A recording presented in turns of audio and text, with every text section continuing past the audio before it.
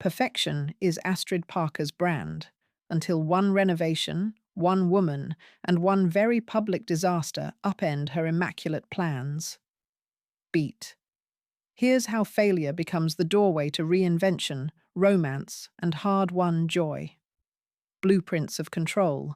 Meet Astrid and her carefully curated life. From the opening pages, Astrid Parker strides onto the scene in crisp white linen, a human to-do list that never skips a line. Beat. Recently divorced from a man who equated love with status, Astrid has pinned her hopes and the financial survival of her interior design firm on winning the nationally televised show Inside America. Beat. Every shot must sparkle. Every tassel must sit at a 45-degree angle. Inside, though, her confidence is brittle. Beat. She's haunted by a mother whose motivational mantra is a single unforgiving word: succeed. Beat. We explore Astrid's relentless self-editing, the way she turns vulnerability into data points and ambition into armor. The book invites us to notice how that armor cuts both ways. It protects her, yet isolates her from genuine connection. A cleverly placed coffee shop argument with a prospective client shows the stakes. If her firm folds, Astrid's elegant facade collapses too.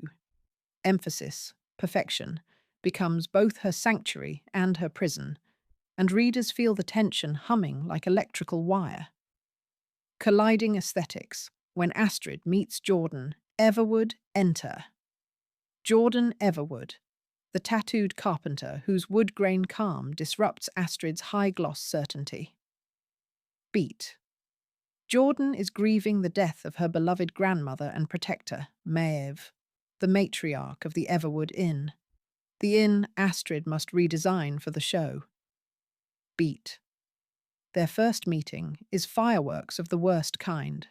Astrid suggests dismantling Maeve's hand-carved mantle.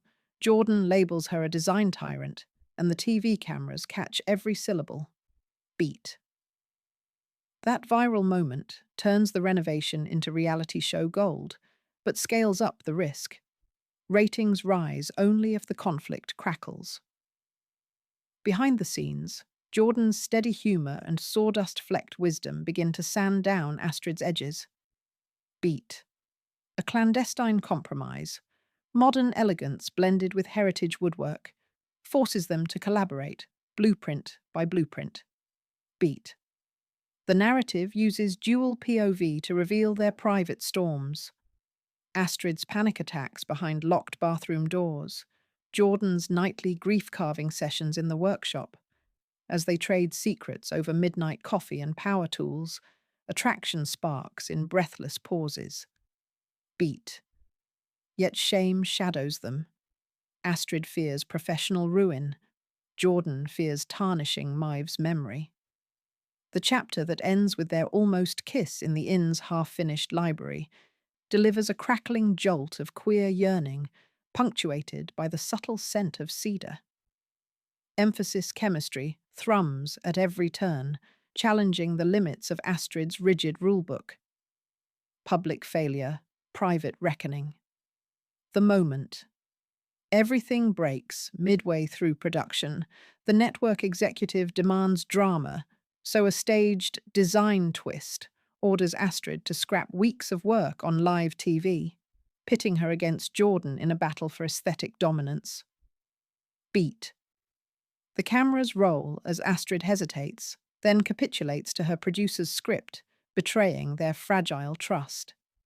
Beat. Jordan walks off set, splinters flying, and the internet crowns Astrid queen of cutthroat ambition. The fallout is brutal. Sponsors pull funding, trolls flood her inbox, and her own employees question her integrity. Beat. Alone in her condo, Astrid confronts the echo chamber of her life, the sterile white walls suddenly oppressive. In a raw, gorgeously written scene, she smears paint samples across the pristine surface, surrendering to chaotic color and sobs. Beat. This is the novel's crucible. where failure ceases to be hypothetical and becomes embodied. Without her curated image, who is Astrid? Beat. A surprise visit from her best friend Prue, and Prue's blunt reminder that people, not perfection, make a room feel alive, propels Astrid toward accountability. She pens a public apology, but more importantly, she drives through the night to the Everwood Inn. Beat. In the quiet workshop, under strings of fairy lights, she asks Jordan for forgiveness, not with words alone, but by picking up a chisel and learning to carve. That tactile humility cracks open a space where grief, love, and craft coexist. The author underscores how vulnerability can transform catastrophe into communion, rebuilding on new foundations: love, legacy, and chosen family. The final act shifts from damage control to cooperative renaissance. Beat. Astrid and Jordan pitch a radical idea to the network. Finish the renovation off camera, then air a special celebrating sustainable design and queer love instead of conflict. Miraculously, the execs, smelling redemption ratings, agree. Beat. What follows is a montage of midnight painting sessions, Jordan teaching Astrid joinery, and Astrid guiding Jordan through colour theory. Each scene pulses with mutual respect, playful banter, and simmering desire. Beat. When Astrid's mother arrives unannounced, prepared to drag her daughter back to the safety of corporate design, Astrid calmly refuses, choosing her own blueprint for happiness. Beat.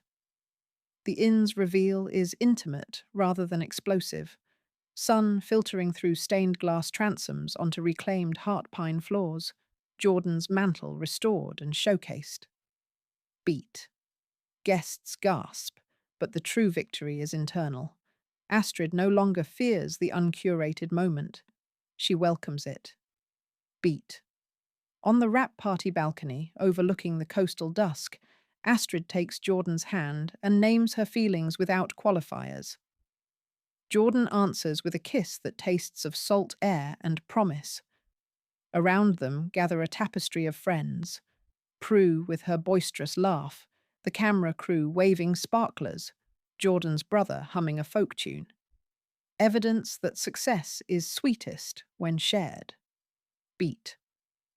In the epilogue, Astrid's new design journal opens with a handwritten mission statement: "Lead with heart, let emphasis, imperfection breathe." The book closes on that luminous note, inviting readers to draft their own revisions.